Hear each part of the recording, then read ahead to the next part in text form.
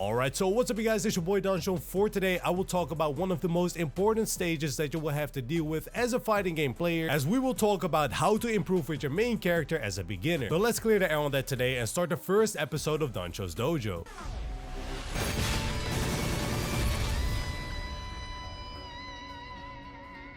There are many things that come along with improving with a certain character, as the potential to grow is pretty much endless. But the most important thing to start out with is to understand the basics, aka the fundamentals that come along with your character. And what I mean with basics here is understanding who your character really is. All characters will have unique traits, and it's up to you to find out if those match your personality. And to do so, you can ask a few simple questions like the following. What type of playstyle does this character have, and does it fit me well? What is this character supposed to be good at? What are their weaknesses? And most importantly, do I like how they look? And yes, the looks of your character is very important. You gotta keep in mind that you will be staring at this character for hours upon hours upon hours on your screen. So once you're doing that, they might as well look good. Or their foot needs to look good if you play Yuri, I guess.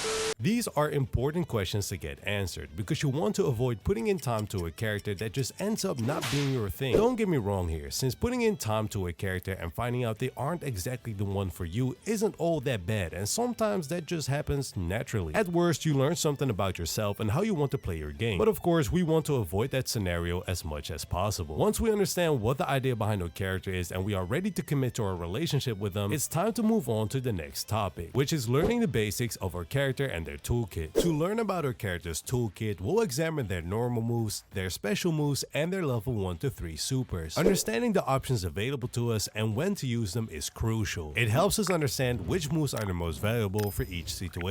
Beginners tend to panic in high-pressure situations, like being cornered or needing to land a crucial combo. However, by getting familiar with your buttons and specials, it allows you to remain calm, as you would only have to consider 2 or 3 viable options in such scenarios. Let me show you guys an example. If you are getting pressured up close, throwing out a fireball really isn't going to help you. In that case, a reversal, aka DP, will be a much better pick to get you back on track. And to flip this situation around, a reversal won't do a lot for you when you try to keep your distance and force someone to make decisions, as in that case a fireball will be much better suited for the job. Another example of eliminating options and how to go about it will be by looking at our normal moves. For this example, I will use 2 different normal moves. The first normal is our crouching light punch, which is a fast normal move but in turn also lacks a lot of range. And for our second normal move, we have a crouching heavy kick. This move does more damage and has significantly more range than the crouching light, but in return for that, it also takes longer to come out and has a lot more recovery. By knowing the differences between the 2 normal moves, we can come to the conclusion that in this case, using our crouch light punch in close situations would make a lot more sense than our crouch heavy kick, as the crouch light punch is fast to come out and is very close range. But in a situation where we want to hit our opponent from further away, using crouch heavy kick will make a lot more sense, as it has way more range than our crouching light punch. By comparing these 2 normals, we have found out what the differences between them are and which button we should use depending on the situation we find ourselves in. This means we have now successfully eliminated some options to consider depending on whether we find ourselves up close or further away from our opponent, making it so that we have less to think about when we are in game. Knowing exactly when to use what button or special will take some time to learn, and it will require some experience to get it really stuck in your head, so don't feel bad about it when you're having a rough time at first. Understanding when to use them instead is the most valuable, and it will help you get better a lot faster than anything else. The execution will follow naturally, and once we've gotten familiar with this, we can move on to the next stage of progression, which will be learning the bread and butter. Learning the bread and butter for a character means we have a general idea on how to use their moveset, which allows us to start forming a basic game plan with what we know from here. As an example, I will take my own main character, Cammy. In this case, Cammy benefits a lot from landing spiral arrows, because once my opponent is hit with one, I can dash up and continue to threat with my offense. This is also part of my game plan, which means it's something that I would really have to get familiar with, as I will be attempting to get myself in this situation as much as possible. However, we are still learning and trying to get our game plan together, so this might not always go as smooth. It could very well be that you might mess up the combo that is needed, or maybe you're just too late on setting up your pressure, but that is perfectly fine. At this point, our goal is to start getting familiar with these situations and getting used to doing what we have to do when the opportunity arises. You don't have to worry too much about the execution, as it will come along naturally as time goes on. At this point, I also highly recommend learning 2 or 3 basic basic combos that you can rely on every time you get the chance to do them. Learning the bread and butter about your character is not just about learning the best things that are out there. Instead, it's about learning the very basics that you can rely on at the start to get you going. There's plenty of beginner combo guides out there on YouTube, so I highly recommend taking a look at one or two and stealing a few combos from there. The next stop for us when it comes to improving is fluency.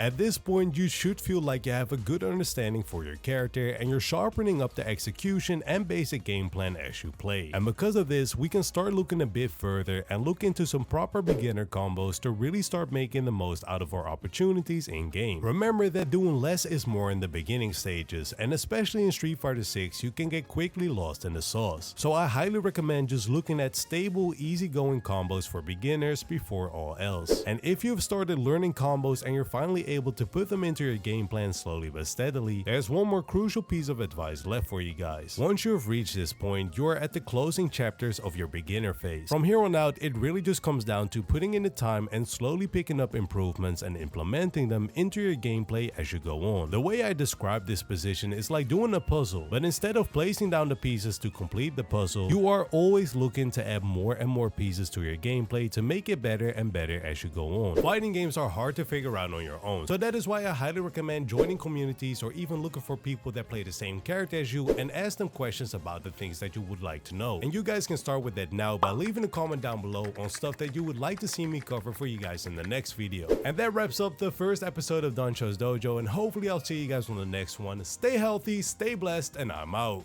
Peace.